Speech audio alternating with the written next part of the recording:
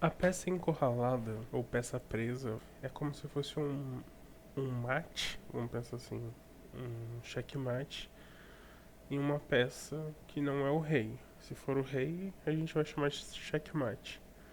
Se for outra peça, a gente chama de peça encurralada. Obviamente, essa troca ela tem que ser vantajosa. Um exemplo que acontece nessa posição é que a gente pode notar que essa dama ela tá com poucas casas, né? Ela tá com poucas casas. O bispo tá cortando essa diagonal. A dama está cortando essa diagonal aqui. Ela não consegue vir aqui pra terceira fileira porque os peões estão dominando essas casas.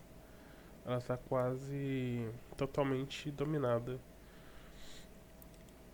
Essa casa aqui, por exemplo, está controlada pelo peão. Se o nosso próximo movimento não abre um buraco na nossa posição e a gente ataca a dama ao mesmo tempo, a gente consegue prender ela. Ou seja, a gente vai ganhar essa dama. Por exemplo, de um movimento que abre um buraco. Se a gente jogar o peão em G3, nós atacamos a dama. Mas nós abrimos este buraco aqui em H3. Então é necessário que o nosso movimento ele se dê de uma forma que a peça não tenha realmente uma escapatória, seja realmente um checkmate em peça, como é um exemplo simplista do tema, né? Então, o movimento nessa posição é torre D4, atacando assim a dama, e você percebe que, como a dama não tem casa nenhuma para ir, o melhor a se fazer é tomar essa torre. Assim, a gente troca a torre pela dama. É uma troca vantajosa. Nessa posição, a gente também verifica que a dama negra ela tem poucas casas disponíveis. Ela tem essa diagonal, ela tem essa parte da coluna, essa casa da coluna e essa diagonal. E quantas dessas casas elas não estão protegidas ou, no caso, atacadas pelas peças brancas? Eu tô vendo aqui que, por exemplo, D8 tá atacado pelo cavalo. O cavalo também ataca G5. A dama protege H3. A dama também protege G3. E F2. A torre ela tá dominando a casa E1. Já aqui em H5 é o peão que está atacando essa casa. E aqui em H6 nós temos a ação do bispo. Aqui em F6 tem o peão, que sobraria apenas a casa D7 como uma casa em que a dama poderia encontrar uma guarita, digamos assim.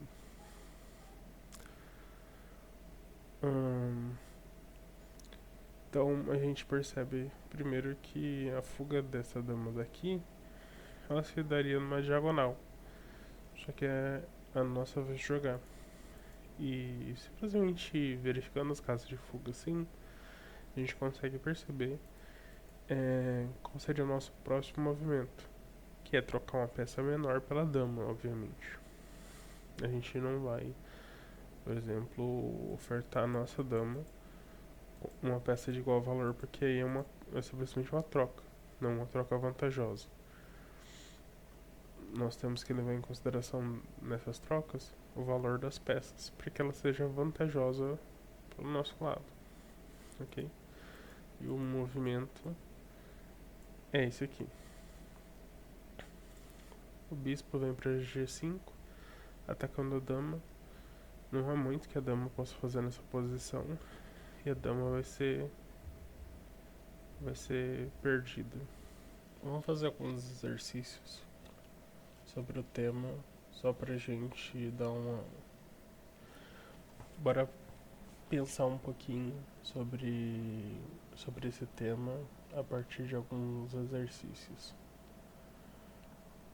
Aqui a gente observa que a dama ela tá um pouco sem casa. Inclusive, pensando no tema do mate, se a gente. Isso aqui realmente fosse um mate, o nome desse mate aqui ele seria mate do gancho, né? Que é esse padrão com cavalo e a torre. Quando ele se dá no canto assim e a peça ela tá aqui, ele forma meio que um gancho. Então, só é importante observar, por exemplo, que esse movimento aqui, esse gancho assim, não funciona porque teria dama toma H3. Então, é necessário continuar atacando ou protegendo, no caso, né, H3 para que essa dama aqui seja capturada. Então, torre H2, dama toma e cavalo toma. Próximo exercício, mesmíssima questão. A gente precisa primeiro observar que realmente é possível dar um gancho por aqui, só que tem que perceber também a questão das casas de fuga, né? Que aqui nenhuma casa de fuga é possível, todas estão controladas, né? Aqui também. Só que nessa coluna aqui, a gente tem ainda essa casa aqui disponível. Assim como essa daqui, que não é atacada por nenhuma das nossas peças. Né? O cavalo ataca aqui, o peão aqui, a dama também ataca essa casa, mas essa daqui e essa daqui não tem ação das nossas peças. A gente poderia pensar em algo assim para tirar essas duas possibilidades. E assim a dama cai. A gente percebe que novamente a dama está com poucas casas disponíveis. Esse padrão aqui, por exemplo, ele é o padrão do porco cego ou blind swine mate, que é como você vai encontrar ele em inglês. Então é quando essas duas torres elas prendem, no caso o rei, só que aqui é a dama, né? E é isso. Esse é o tema